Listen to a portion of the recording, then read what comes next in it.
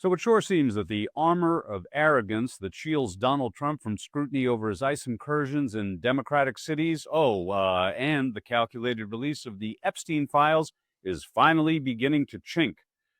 In the case of the shell game being played with ICE, it seems that the surface is beginning to crack, and our featured story today, a major force in the Republican Party, called Trump out on his bespoke new news show, 60 Minutes. Now, welcome to Occupy Democrats, and please hit that subscribe button if you think the person who shared this on social media ought to be under serious observation and care.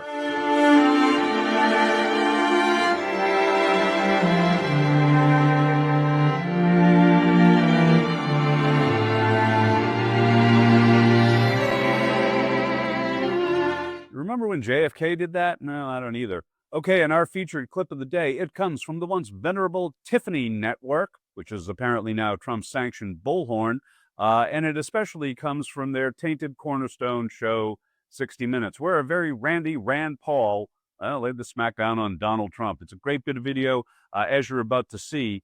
You know, it's the kind of criticism that we certainly expect from the outraged progressives who will heretofore be running on the decency ticket. Well, one of those great voices in this movement is running for office in Maine to unseat Vishnu, whose very soul can apparently be bought for a few magic beans. Okay, let's check out Graham Plattner's recent words of wisdom, sanity, and especially, please pay attention to the point he makes about body cams. We have witnessed it murder American citizens on camera from multiple angles.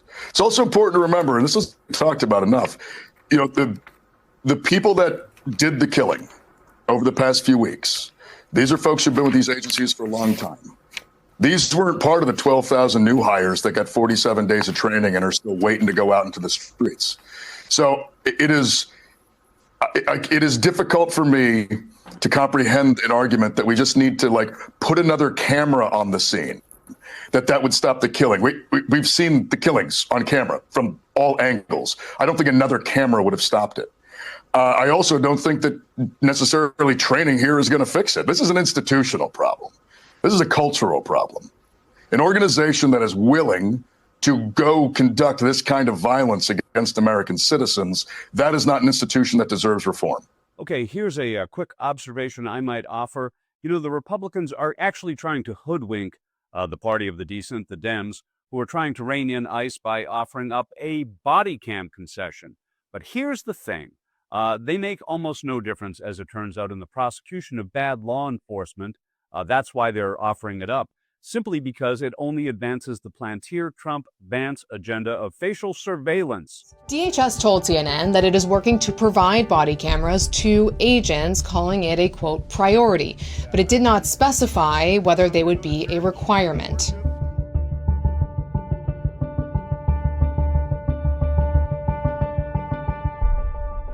Forget the body cams. Tell them to unmask if they want another cent. On that, don't budge. Because, as it's true in our featured clip, it is also true in this clip. The Republican base is fracturing on the slippery slope that renegade implementation of ICE has created. Maybe our featured clip from Rand Paul on 60 Minutes, that's coming up on the other side of this, has inspired others like Florida Representative Carlos Jimenez to speak out just this morning on Maria Bartiromo's show. When you say course correction, what specifically do you want to see happen? What should have happened? We should have been focusing on criminals and gang members and people with active deportation orders.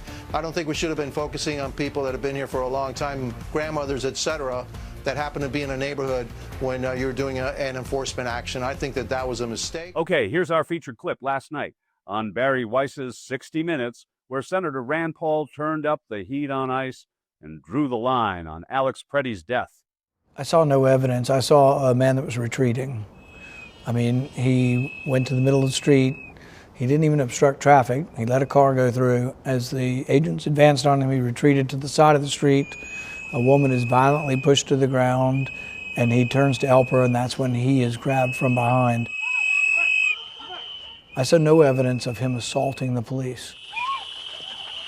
Should Secretary Noem be fired? I think we have to get through our hearing February 12th, and I think we have to see what the people who work for her say.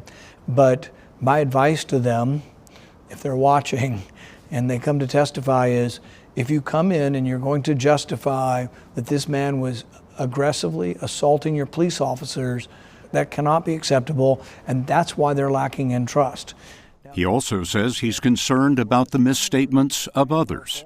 The commander of the Border Patrol operation. This looks like a situation where an individual wanted to do maximum damage and massacre law enforcement. The FBI director didn't tell the truth about Preddy's right to carry a gun. You cannot bring a firearm loaded with multiple magazines to any sort of protest that you want. It's that simple. You don't have that right to break the law and incite violence. The president's advisor, Stephen Miller, called Preddy an assassin. That's a lot of people not telling the truth. It sounds like terrible judgment. I mean, terrible conclusions, incorrect conclusions, stating things that no one else believes.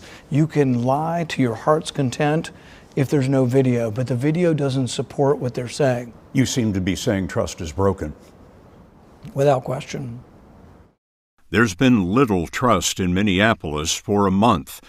The city is led by Democrats and is a sanctuary city. By city ordinance, Minneapolis does not allow its police to assist in federal immigration enforcement. Last month, to sweep up illegal immigrants, the Trump administration ordered in 3,000 officers of the Border Patrol and Immigration and Customs Enforcement, known as ICE. It's a force 5 times larger than the Minneapolis police. Images of brutality inflamed protesters who, in turn, harassed the agents.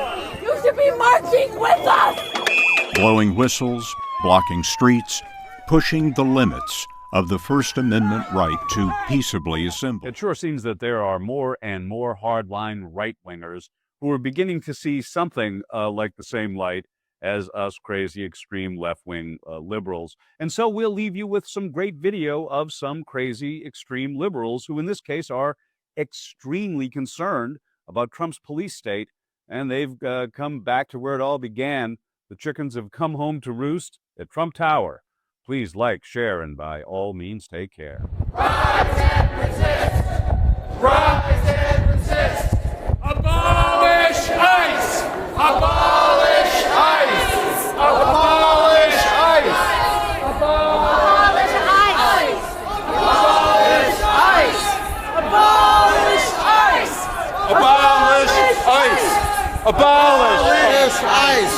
Abolish ICE. And he never got a permit for that clock.